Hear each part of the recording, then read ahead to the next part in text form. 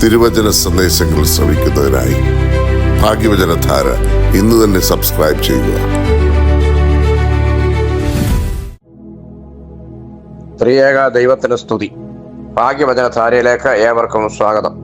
1 കൊരിന്ത്യർ 3 അധ്യായം 14-15 വാക്യങ്ങൾ.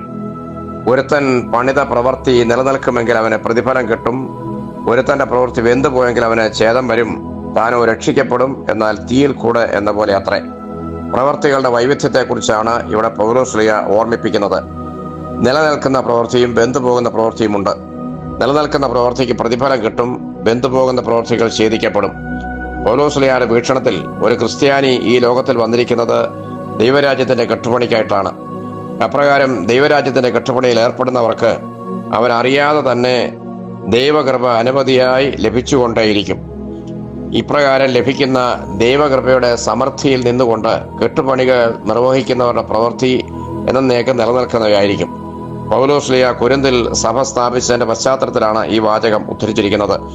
കൊരിന്തിൽ അദ്ദേഹം സഭ സ്ഥാപിക്കുന്നതിനെ കുറിച്ച് അപ്പോസ്തല പ്രവൃത്തികൾ 18 അധ്യായത്തിലാണ് വിശദമായി പ്രതിപാദിക്കുന്നത്. ഏകദേശം 1.5 വർഷക്കാലം അവിടെ താമസിച്ച് യേശുക്രിസ്തു ദൈവപുത്രനായ മശിഹായാണ് എന്നും അവൻ മനുഷ്യവർഗത്തിന്റെ പാപപരിഹാരത്തിന് വേണ്ടിയാണ് കാൽവറിയിൽ യാഗമായത് എന്നും സംശയലേശമന്യേ യഹൂദരോട് സുവിശേഷിച്ച് അനേകരെ ക്രിസ്തുവിന്റെ ശരീരമായ സഭയുടെ ഭാഗമാക്കി തീർക്കുകയും സ്നാനപ്പെടുത്തുകയും ചെയ്തു. ക്രിസ്തു കേന്ദ്രീകൃതമായ ഒരു പ്രവർത്തന ശൈലി ആയിരിക്കണം ഓരോ ക്രിസ്ത്യാനിക്കും. ക്രിസ്തുവിനെ മാതൃകയാക്കി കാണിക്കുവാനും ആ മാതൃകയിൽ മറ്റുള്ളവരെ രൂപാന്തരപ്പെടുത്തി വളർത്തിയെടുക്കുവാനുമുള്ള ഉത്തരവാദിത്വമാണ് ഓരോ ക്രിസ്ത്യാനിക്കും ഈ ലോകത്തിലുള്ളത്. അങ്ങനെ ദൈവരാജ്യത്തിന്റെ കെട്ടുപണി ഈ ലോകത്തിൽ നിർവഹിക്കണമെന്നാണ് പൗലോസ്ലീഹ ആഗ്രഹിക്കുന്നത്. ഈ ഒരു വലിയ ബോധ്യം മനസ്സിൽ വെച്ചുകൊണ്ടാണ് 1 കൊരിന്ത്യർ 11 അധ്യായം 1 വാക്യത്തിൽ പൗലോസ്ലീഹ കൊരിന്തിലെ ജനങ്ങളോട് പറയുന്നത്, ഞാൻ ക്രിസ്തുവിന്റെ അനുകാരി ആയിരിക്കുന്നത് പോലെ നിങ്ങൾ എൻ്റെ അനുകാരികൾ ആയിരിപ്പീൻ. നിങ്ങൾ സകലത്തിലും എന്നെ ഓർക്കുകയും ഞാൻ നിങ്ങളെ ഏൽപ്പിച്ച കൽപ്പനകളെ പ്രമാണിക്കുകയും ചെയ്യുകയാൽ ഞാൻ നിങ്ങളെ പുകഴ്ത്തുന്നു. എത്ര ശ്രദ്ധേയമായ ഒരു സാക്ഷ്യമാണ് നാം ഈ വാക്യത്തിൽ കാണുന്നത്. ഞാൻ ക്രിസ്തുവിനെ അനുകരിച്ച് അവനെ പോലെ തന്നെ രൂപാന്തരപ്പെട്ടിരിക്കുന്നു. ആകയാൽ നിങ്ങൾ എന്നെ അനുകരിച്ചു കൊള്ളുവീൻ എന്ന് പൗലോസ്ലീഹ പറയുന്നു. മാത്രവുമല്ല, പൗലോസിന്റെ കൽപ്പനകൾ അവർ അനുസരിച്ച് പൗലോസിനെ പിൻപറ്റുന്നവരായി കാണുന്നതിൽ അവരെ അദ്ദേഹം അഭിനന്ദിക്കുകയും ചെയ്യുന്നു.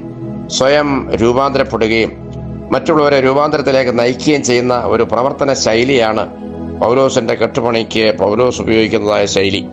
ഇന്ന് പല മത നേതാക്കന്മാരും പുരോഹിത ശ്രേഷ്ഠന്മാരും നിങ്ങൾ ഞങ്ങളെ നോക്കി ജീവിക്കരുത്, ക്രിസ്തുവിനെ നോക്കി ജീവിച്ചു കൊള്ളണമെന്ന് ആഹ്വാനം ചെയ്യുന്നത് കേൾക്കാറുണ്ട്. അതിന്റെ അർത്ഥം ഞങ്ങളുടെ മാതൃക ഞങ്ങൾക്ക് പോലും തൃപ്തികരമല്ല എന്ന സ്വയം കുറ്റസമ്മതമാണല്ലോ.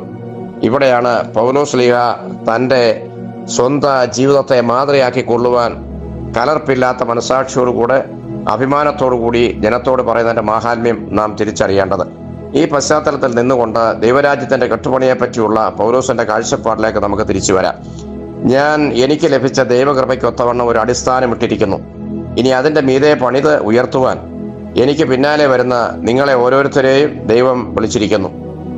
ഓരോരുത്തൻ തങ്ങളുടെ പ്രവൃത്തികൾക്കായി ഉപയോഗിക്കുന്ന സാധന സാമഗ്രികളെ കുറിച്ച് അവരവർ തന്നെ ശ്രദ്ധിച്ചുകൊള്ളുക. പൊന്ന്, വെള്ളി, വിലയേറിയ കല്ല്, മരം, പുല്ല്, വൈക്കോൽ എന്നിങ്ങനെ വിവിധ തരം സാമഗ്രികളിൽ ഏതാണ് ഓരോരുത്തരും ഉപയോഗിക്കുന്നതെന്ന് അവരവർ തന്നെ ശ്രദ്ധിച്ചു കൊള്ളട്ടെ എന്ന് ഈ ഭാഗത്ത് പൗലോസ്ലീഹ ഓർപ്പിക്കുന്നു. പക്ഷെ ഒരു കാര്യം വളരെ കൃത്യമായി ഓർത്തുകൊള്ളണം. ഈ പ്രവൃത്തികളെല്ലാം തീ കൊണ്ട് ശോധന ചെയ്യുന്ന ഒരു ദിവസമുണ്ട്. തീയിൽ നിലനിൽക്കുന്നതാണെങ്കിൽ പ്രതിഫലം ഉറപ്പാണ്, തീയിൽ വെന്തു പോകുന്നതാണെങ്കിൽ നഷ്ടവും ഉറപ്പ്. ആകയാൽ ഓരോരുത്തരും അവരവരുടെ പ്രവൃത്തികളെ സൂക്ഷിച്ചു കൊള്ളുവാൻ അദ്ദേഹം കൊരിന്തിലെ ജനങ്ങളോടും ഈ വേദഭാഗം വായിക്കുന്ന 2000 വർഷങ്ങൾക്ക് ഇപ്പുറമുള്ള നമ്മളോടും ആവശ്യപ്പെടുകയാണ്. നിലനിൽക്കുന്ന പ്രവൃത്തിയും വെന്തുപോകുന്ന പ്രവൃത്തിയും നാം വളരെ ഗൗരവത്തോടെ മനസ്സിലാക്കിയിരിക്കേണ്ട ഓർമ്മപ്പെടുത്തലാണ്. നാം ഓരോരുത്തരും ദൈവരാജ്യത്തിന്റെ കെട്ടുപണിയിലും അതേ സമയത്ത് തന്നെ സ്വർഗരാജ്യത്ത് ചെന്ന് നമുക്ക് ഓരോരുത്തർക്കും താമസിക്കാനുള്ള കൈപ്പണിയല്ലാത്ത ഒരു കെട്ടിടത്തിന്റെ പണിയിലുമാണ് ഇവിടെ ഏർപ്പെട്ടുകൊണ്ടിരിക്കുന്നത്. 2 കൊരിന്ത്യർ 5:1 നാം അത് വായിക്കുന്നുണ്ടല്ലോ. ദൈവരാജ്യത്തിന് വേണ്ടിയും നമ്മുടെ സ്വന്തം കെട്ടിടത്തിന് വേണ്ടിയും നാം ഉപയോഗിക്കുന്ന സാധന സാമഗ്രികളെല്ലാം വെന്തുപോകുന്നതാണെങ്കിൽ നമ്മുടെ ഈ ലോകത്തിലെ അധ്വാനങ്ങളെല്ലാം വ്യർത്ഥവും ശൂന്യവുമായി തീരുകയാണെന്ന് നാം ഓർത്തിരിക്കണം.